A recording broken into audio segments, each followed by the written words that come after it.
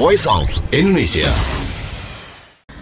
Ada program Kemah Budaya Kaum Muda 2024 dan ini adalah sebuah ajang di mana pesertanya adalah mahasiswa-mahasiswi yang dikumpulkan dari berbagai universitas yang ada di Indonesia dalam sebuah kegiatan bersama untuk membuat atau menciptakan aplikasi dan juga prakarya ataupun platform ya untuk pemajuan kebudayaan melalui pendekatan STEAM atau Science, Teknologi, Engineering, Art, Matematik atau matematika ya.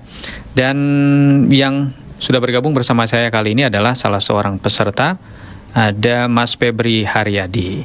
Selamat bergabung Mas Febri. Halo, selamat siang Kak. Selamat siang, apa kabar? Alhamdulillah kabarku baik hari ini. Baik ya. Posisi di Kabupaten Ngada?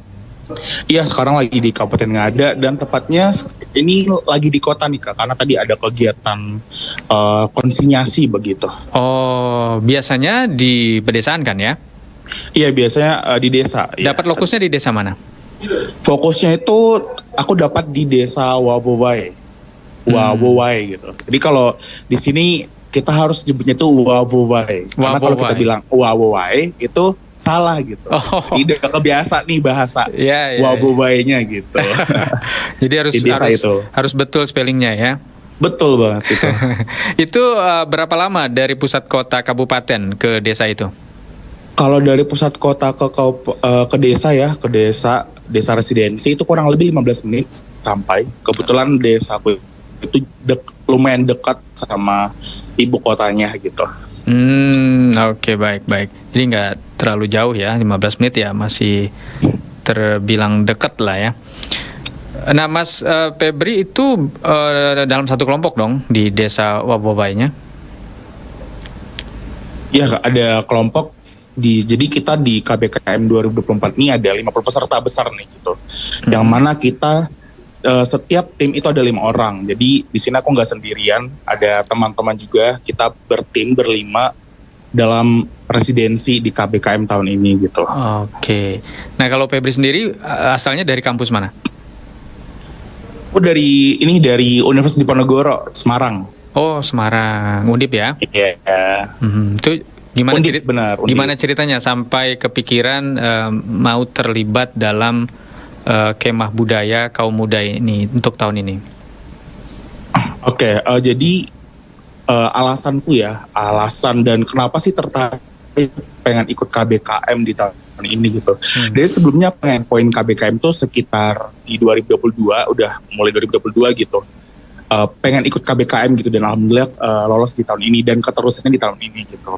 Nah, alasanku kenapa aku pengen ikut KBKM adalah yang pertama aku punya interesting lah dengan hal-hal yang berbau dengan pemberdayaan masyarakat gitu. Dan juga ini linear dengan jurusanku, yaitu kesehatan masyarakat, yang mana setiap kita kuliah PBL tuh namanya praktik belajar lapangan, pasti kita bakal bertemu masyarakat gitu. Dan juga di konsentrasiku nih di kesehatan masyarakat itu adalah dengan sosial budaya, sosial antropologi kesehatan. Jadi ini jadi alasan kuatku kenapa aku pengen ikut KBKM tahun 2024 ini. Jadi relate banget ya? Ada linear. Iya, relate banget dengan jurusanku bermasyarakat gitu. Emang udah semester berapa sih? Oh, saat ini baru semester 5, lagi semester 5 gitu.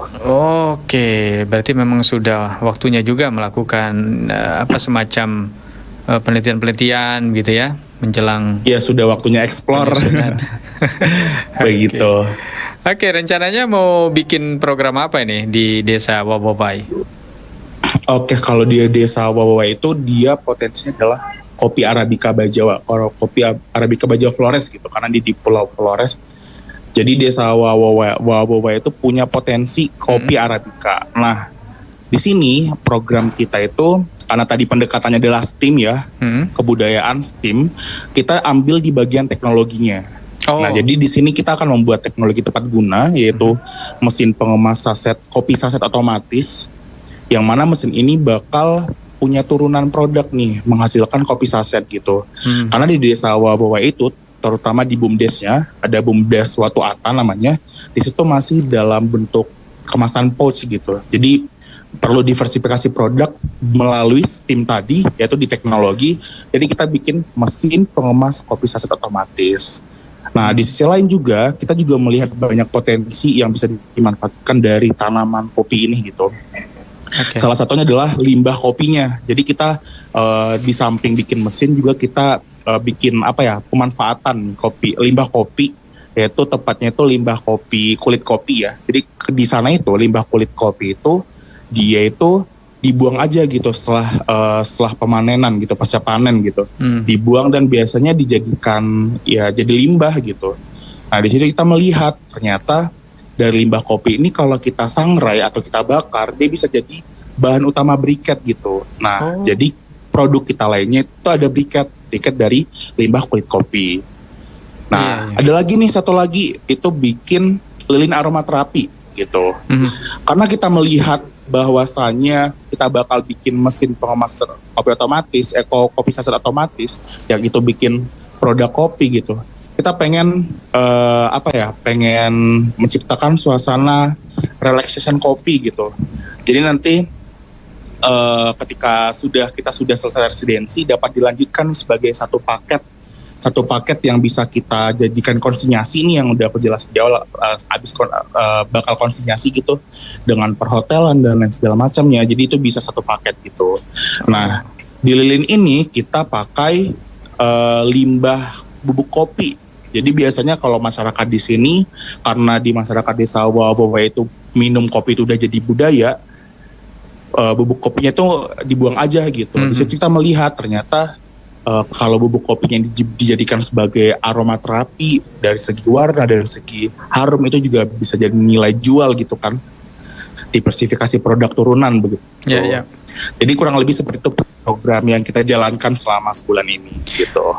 Wah, jadi banyak sekali ya yang akan dilakukan ya. Ternyata itu belanja masalah dulu atau emang sudah terlihat sebelumnya? Tentunya kita belanja permasalahan dulu ya. Belanja permasalahan ini yang nyari masalah dulu gitu ya Kak Berarti ya. Aku confirm dulu nih. Ya benar, maksudnya begitu. Jadi sebelum apa yang harus dilakukan oleh Febri sama teman-teman, pasti harus melihat dulu sebenarnya potensinya apa, atau permasalahannya apa yang dihadapi, atau bagaimana cara melakukan pemajuan kebudayaan masyarakat setempat juga kan. Tentu harus melihat dulu ya masalah-masalah yang ada di desa tersebut kan gitu ya. Itu yang sudah dilakukan dan akhirnya tadi muncullah itu ya, beberapa itu. Ya, jadi semua solusi yang kita berikan, program yang akan kita laksanakan, itu berdasarkan masalah yang kita temukan gitu. Masalah yang kita temukan di desa tersebut gitu. Jadi berdasarkan itu hadirlah program ini begitu. Ya, konsep pemajuan kebudayaan itu kan satu sisi memang kaum muda kan diharapkan inovasinya ya, kontribusinya terhadap kebudayaan masyarakat setempat, tapi tidak di satu sisi yang lain tidak merusak atau menghilangkan budaya setempat kan begitu ya. Nah, itu bagaimana teman-teman menyiasati itu? Tentu untuk hal tersebut ya, karena di desa Wawa ini dari segi budayanya itu adalah identik dengan kopi. Jadi cerita dulu nih, jadi di desa Wawa kalau kita kan biasa kalau bangun pagi udah makan belum, mau makan nggak gitu. Nah, kalau di sana itu udah minum kopi belum? Ayo minum kopi gitu. Pertanyaannya jadi, beda kalau ya? ke dapur, jadi kalau kita ke dapur, yang pertama disuguhkan adalah kopi gitu. Jadi air udah dimasak, udah ada bubuk kopi, udah ada gula. Ayo seduh kopi dulu, minum dulu gitu. Jadi itulah bentuk kebudayaan yang kita lihat gitu. Nah, oleh karena itu dari segi ketika kita hadir gitu kan membuat sebuah inovasi program gitu, itu tidak bersinggungan dengan kebudayaan tersebut, malah dengan adanya kopi saset ini itu akan membantu untuk pendistribusian dari kopi saset ini gitu. Dari kopi Arabica ini gitu. Jadi kebudayaan ini akan sangat bisa dikenal lebih luas gitu tanpa hanya di desa ini tersebut begitu. Iya. Jadi kan Mas Febri supaya tidak bertentangan dengan budaya masyarakat setempat, supaya tidak bersinggungan juga. Nah, itu kan ada tantangannya dong untuk bagaimana mensinkronkan dengan budaya setempat kan gitu ya. Nah ini gimana? Tantangannya apa tuh yang dihadapi? Oke. Kalau tantangan ya dibandingkan dengan dibandingkan dengan kebudayaan dan lain segala macamnya. Jadi alur kehidupan ya bisa dibilang seperti itu. Jadi masyarakat di sana itu berkebun ya, intinya berkebun. Jadi tantangan yang kita dapatkan adalah ketika kita ingin melakukan transfer learning ataupun berdiskusi bersama itu dari segi waktu gitu. Jadi masyarakat di sana itu karena fokusnya adalah berkebun, kebun kopi, itu bisa sampai malam gitu kan, kebun kopi di kebun gitu. Jadi kita agak kesulitan dalam dalam melakukan sosialisasi, itu yang pertama, kesulitan yang kita hadapi gitu. Lalu yang kedua adalah dari segi, kalau ini untuk aku pribadi ya, karena ini bisa dibilang tantangan, tapi yang tantangan yang menguntungkan begitu, karena aku di kota gitu ya, sebelumnya di Semarang gitu yang harus serba cepat gitu, nggak bisa slow living lah gitu. Nah itu jadi tantangan buat aku pribadi gitu, gimana aku menyesuaikan yang dimana aku biasanya itu kalau harus di kota lagi kuliah itu harus cepat gitu, nggak boleh nyantai dan lain segala macam gitu. Itu jadi tantangan buat aku yang dimana aku harus siapin hal segala macam dan lain segala macamnya dari kegiatan buat sehari-hari. Ketika aku di sini malah aku mendapatkan bisa dibilang tuh kita bisa slow living, terus juga kita bisa nyantai gitu di sini tanpa harus takut dengan hal-hal yang sebenarnya itu bisa bisa dibilang tidak akan terjadi begitu. Karena kenapa? Karena masyarakat di sini dari segi sosialnya, tingkat sosialnya itu tinggi gitu. Itu yang aku rasain gitu. Gimana cara aku buat menyesuaikan diri gitu ya, dari yang biasanya kerja cepat bisa kerja nyantai begitu. Itu keuntungan dan tantangan begitu. Iya. Yang pasti yang terpenting adalah bagaimana Mas Febri bersama teman-teman itu bisa berbaur dengan mereka kan begitu ya.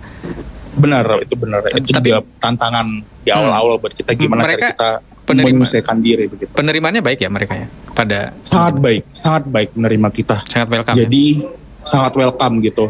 Jadi sedikit cerita ya, pada saat kita udah masuk ke ke desa gitu, udah penempatan gitu. Hal yang pertama kita rasakan adalah kita tidak hanya diterima oleh masyarakat di sana gitu, tapi dengan leluhurnya juga. Jadi ketika kita udah masuk ke rumah, kita bakal ada upacara penerimaan dan memohon bantuan kepada leluhur untuk kita dapat dijaga gitu. Dan di situ kami merasa kami tidak diterima, tidak hanya diterima secara dalam lingkungan masyarakat gitu, tapi sudah menjadi bagian begitu dari mereka begitu. Wah. Itu yang kami rasakan, senang sekali. Berkesan bisa banget pasti ya. Sangat berkesan. Iya. Nah, Mas Febri, ngomong-ngomong, selama melakukan residensi itu dinilai nggak sih? Oke, kalau untuk di tahun ini sepertinya tidak dinilai ya dari segi penilaian dan lain segala macam gitu. Karena kita juga di awal sebulan sebelum residensi kita udah pelatihan, jadi kita di sini benar-benar volunteering gitu, pemberdayaan gitu. Jadi tidak ada sisi kompetisinya begitu. Tidak ada ya, tapi ada target dong harus jadi program-programnya ya. Tentu karena kita di awal bikin proposal pasti ada indikator keberhasilan dan target. Jadi itu adalah tujuan kita gimana caranya buat buat sampai gitu indikator keberhasilan itu gitu. Jadi sebatas itu saja. Oke. Tapi ada kompetisi. Mengenai waktu kan ini sudah berjalan ya, sudah berlangsung ya, sebulan dari Oktober sampai ke November, dan sudah sampai akhir waktu belum? Atau masih ada? Oke, kira-kira kita seminggu lagi sih. Seminggu lagi. Di sini. Jadi dari tanggal 21 Oktober hingga tanggal 21 November gitu. Gimana progresnya tuh? Progresnya lumayan signifikan, lumayan mendukung lah gitu dari segi pembuatan mesin. Fun fact, ini kita satu tim itu nggak ada anak mesin. Jangankan anak mesin, anak teknik aja nggak ada. Oh gitu ya. Tapi itu lupa juga itu adalah salah satu tantangan kita. Oh iya.